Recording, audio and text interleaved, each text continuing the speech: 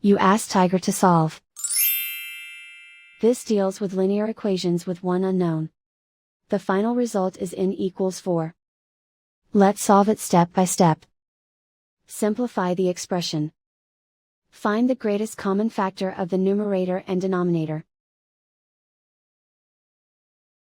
Factor out and cancel the greatest common factor.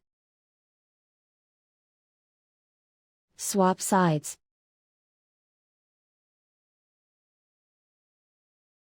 Group all constants on the right side of the equation.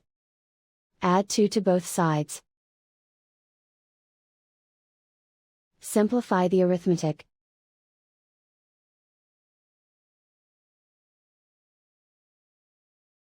And so the final result is n equals 4.